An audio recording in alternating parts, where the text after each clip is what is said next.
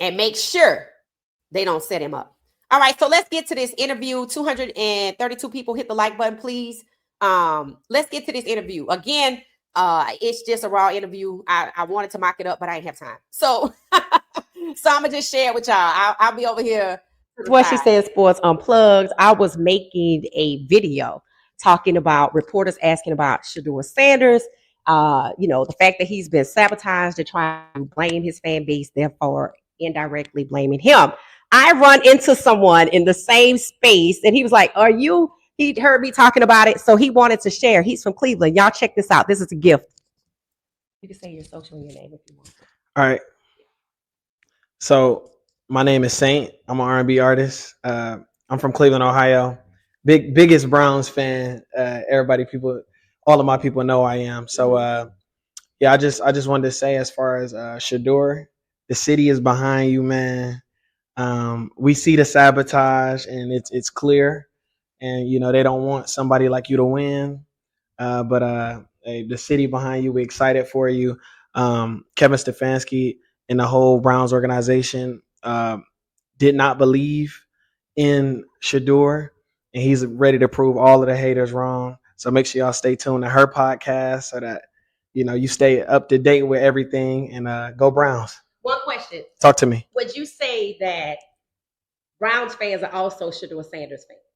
Because they try to separate us. They try to say we're Shedeur fans, but y'all are Browns fans. Mm-hmm. Would you say that Browns fans are also Shedeur Sanders fans, and we're all Browns fans if we support Shedeur? I would say that I'm with the split. I'm gonna be honest. Okay, tell us why. I would say that Shedeur fans are supporters of Shedeur. Mm-hmm. I would even say Deion Sanders is not a Browns fan. Okay. Deion Sanders isn't a Browns fan, and he made that clear in an interview a few weeks ago when he said, "I'm excited for my son. I'm a big fan of my son, but I don't give a damn about the Browns." That's exactly what he said. And that's exactly how I feel the rest of the world feels. Mm-hmm. However, as a loyal Browns fan who sits and watches all of these dreadful games, I watch the great games.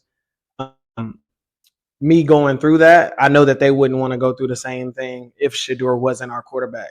But I'm all good for, I'm excited that he's bringing some good energy to the city and just also bringing the Browns some new fans. So if you're cheering for the Browns, you technically are cheering for Shedeur. However, I wouldn't consider you a Browns fan yet. Mm-hmm. But if Shedeur turns everything around. So we get to be Browns fans. If Shedeur turns everything around, what is that? I would say that I feel like y'all loyalty not really with the Browns, is with Shedeur. It's like with LeBron James, right? I'm from Cleveland. Okay. So LeBron, I'm a Cleveland fan even after LeBron left. As soon as LeBron left, mm-hmm. some people that were only cheering for LeBron are now Lakers fans. You see what I'm saying? Right. But for me, I'm forever gonna be a Cavs fan. Regardless. Okay. Regardless if we have a winning record or if we only have 20 wins on the season, so it just depends. So you're going to be a Browns fan regardless of Shedeur? Regardless. But how do you feel about the sabotage? Like, do you still want to be a Browns fan when you yourself said what? You said they don't want a guy like you to succeed. Absolutely, yeah. How do you still support the Browns if they don't want a guy like him to succeed? And what do you mean by a guy like him? Okay, there we go. I'm not mad at that.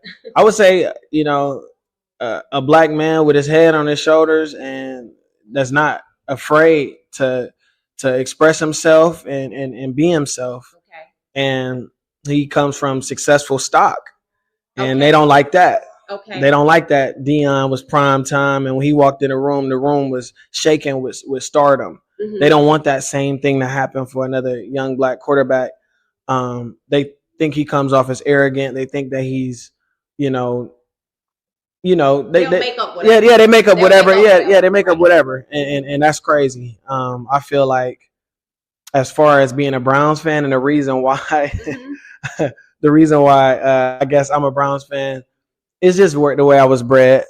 Okay. Some of even like my earliest memory with my dad was me going to watch the Browns in like -4-degree weather. So I'm like a little kid. It's sentimental, it's sentimental, and then it's also just my city. Okay. I love Cleveland, even though I live in Atlanta. So no, I understand. How do you feel about for sure. Outkast doing the halftime show? Oh, I'm super excited. I'm super excited. Cleveland, no rappers in Cleveland. There are some rappers in Cleveland, but Outkast, Big Boy is actually like a big brother to me personally.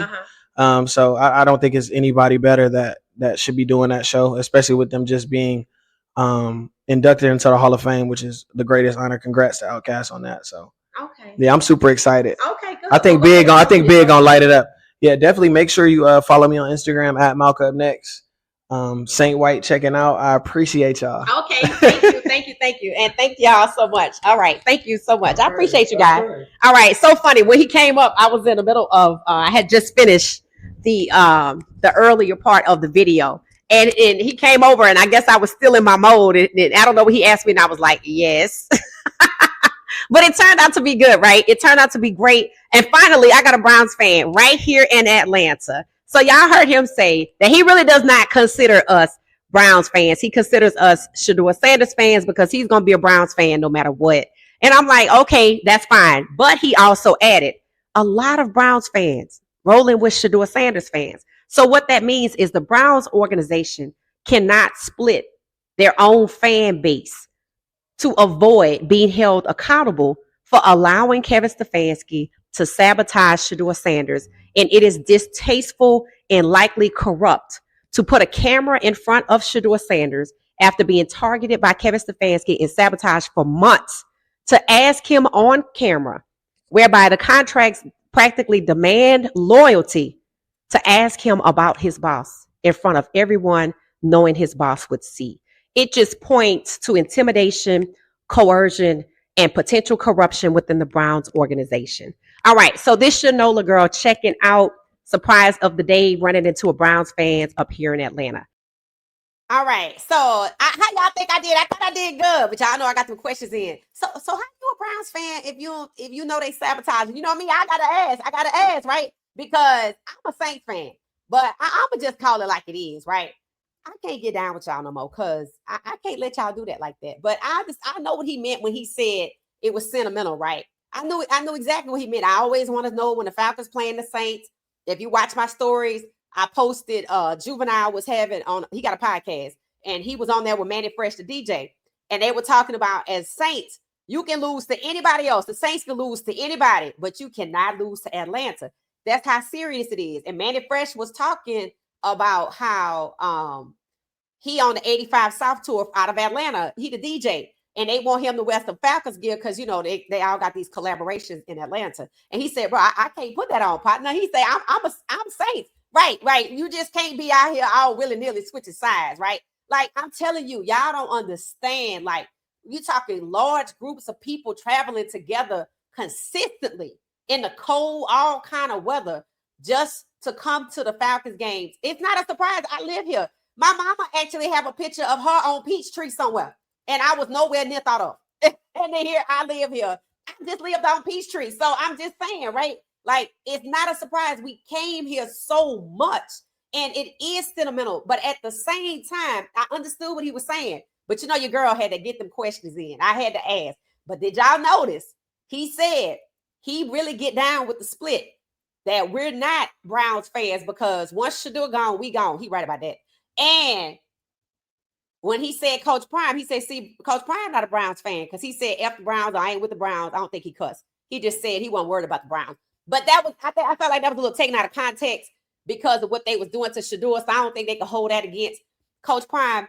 But you can see that Browns fans know exactly what's going on. And I showed y'all white Browns fans who called out Kevin Stefanski, who talked about what Kevin Stefanski actually did dirty to Deshaun. And I told y'all before we even listened to him, how Kevin Stefanski took his headset off after Deshaun got injured. And today I said, how many times was Deshaun Watson sacked in 2024 and how many games did he play? 33 sacks through only 7 games. And when he got hurt, Stefanski took off his headset. So if Stefanski will call poor play calling for Deshaun to get hurt, to move him out the way, why do you think he wouldn't do it to Shedeur? Understand, it's because he got 10 million fans. So the fans got to keep standing up. We got to keep stepping up. And y'all with these platforms, y'all got to be calling out the truth. If you need the words, your little captions a little different so you don't get dinged, do what you got to do. But in your conversation, you have got to keep it going. That's what's making the difference. See, they knew they couldn't make Shedeur get out there and go 0-15. That's why they cheated him. He won the competition, held him back, set him up in the Rams game, and put him behind Dylan. And you know Stefanski was trying to go right back to Dylan until you know who popped up. And Shedeur, they're saying, is QB1 headed on out. And this kid got them, Shedeur got them to what? In the hunt for the playoffs. And just like they hating on Lamar, who got them in the first place, they want to talk about process improvement and staying in the pocket so he could be like Lamar. I hope Shedeur watched Lamar game. And I know he know after watching his film who it is he need to look out for. But understand, a lot of people been smiling in his face. And I'm sorry, but I don't give a damn what they saying. You can't trust them. You just can't, right? Because I'm pretty sure Lamar thought he could trust his O-line. And you see how they don't want to hold the O-line accountable? And when it was the Ravens game, they didn't mind holding Jerry Jeudy accountable. Jerry Jeudy, who did stop running and an interception happened and blamed it on lack of familiarity. Well, there was no lack of familiarity when his ass slowed down with that damn ball. So somebody else going to have an excuse ready. Oh, it's snowing. I can't see. So if the ball don't run through Shedeur, and you know what? That's for your own benefit, Shedeur. That's for your good and God's glory. Because if it was a sunny day and you stepped out that pocket again, or if you don't step out that pocket, you're going to be just like Lamar. And they're going to use it to devalue you because it's time to discuss Lamar's future. And they don't want to pay him. They don't even want him around. Asking him about retirement. Lamar's I'm only 28. Same thing with Shedeur. I think God just wants Shedeur to make it until he can get him to another team. Because if all teams were trash like this and willing to be a damn detention center, then it wouldn't be the Browns team where they send all the people whose careers they want to kill.